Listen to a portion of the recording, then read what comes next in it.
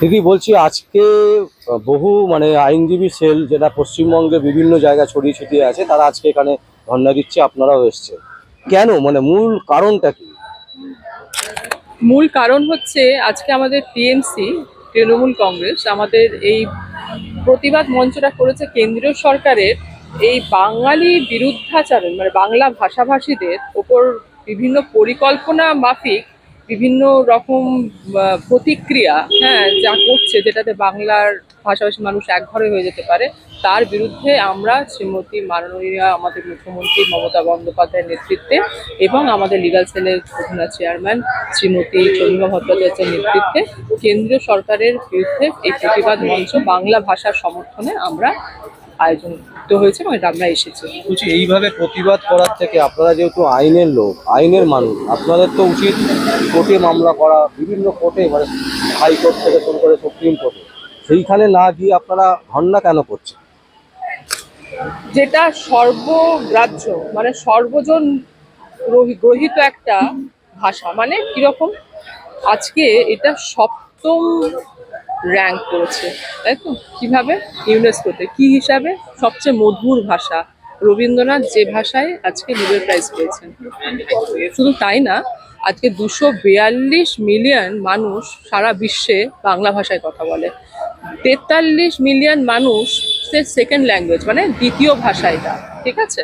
তাহলে এই ভাষার জন্য লড়াইয়ের জন্য আমরা আর কি করতে পারি? এটা তো সারা বিশ্বের একটা র্যাঙ্কে চলছে, সারা বিশ্ব গৃহীত একটা ভাষা। সেইখানে আমাদের কেন্দ্রীয় সরকার শুধু বাংলা ভাষী মানুষদেরকে কেন এরকম ভাবে বিভিন্ন সুযোগ সুবিধা থেকে বহিষ্কার করবে বিভিন্ন পরিকল্পনার মাধ্যমে? এটা তো হতে পারে না। আজকে শুধু পশ্চিমবঙ্গ না, আসাম, ত্রিপুরা, মণিপুর, মিজোরাম, আচ্ছা ম্যাক্সিমাম আপনি যদি সর্বজন সব জায়গায় আপনি দেখেন, মানে অধিক মানুষ শুধু বাংলা ভাষাতে কথা বলে। তা সেইখানে আমরা সেইভাবে আর কোনো বাংলা ভাষার জন্য আর লড়াই, আমাদের এটাই একমাত্র উপায়, মঞ্চ মধ্যে নিজেদের প্রতিবাদ জানানো।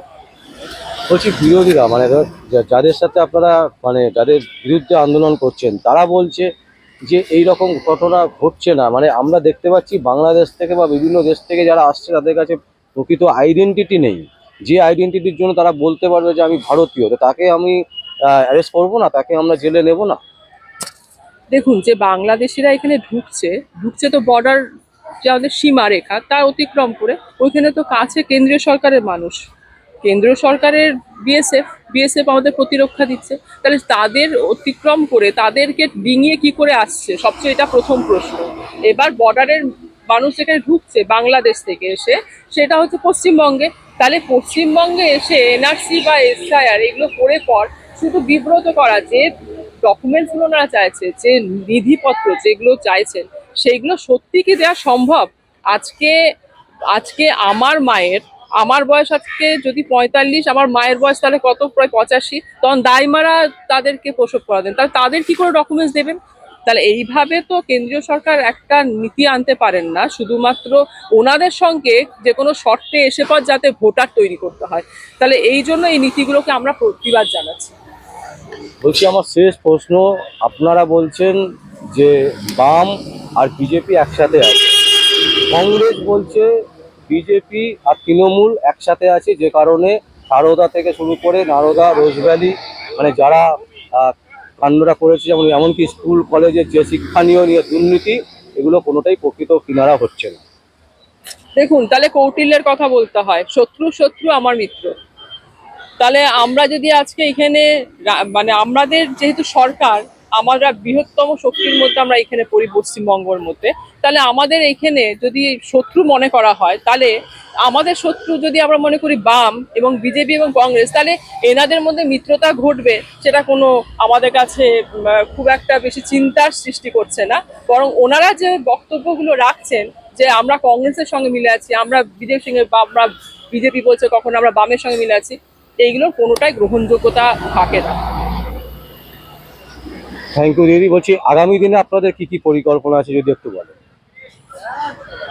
দেখুন, পরিকল্পনা আমাদের এইরকম না কেন্দ্রীয় বিরোধী নীতি, পরিকল্পনা এটাই যেটা কেন্দ্র সরকার আমাদের সাংবিধানিকভাবে প্রয়োগ করতে চাইবে না, মানে সংবিধান বহির্ভূত কোনো কাজ করতে চাইবে, তার জন্য বাংলা সব সময় সোচ্চার হয়েছে, আগামী দিনেও সোচ্চার হবে। এবং এখন আমাদের বিভিন্ন এজেন্ডার মধ্যে আজকে বাংলা ভাষাও একটা যেমন এজেন্ডা, আমাদের এনআরসিও একটা এজেন্ডা, আমরা এগুলো সোচ্চার হব। এবং আগামী দিনগুলোতেও যদি এগুলো সংবিধান বহির্ভূতভাবে করার আরও কিছু চেষ্টা করা হয় কোনো নীতি, আমরা সোচ্চার থাকবো। অসংখ্য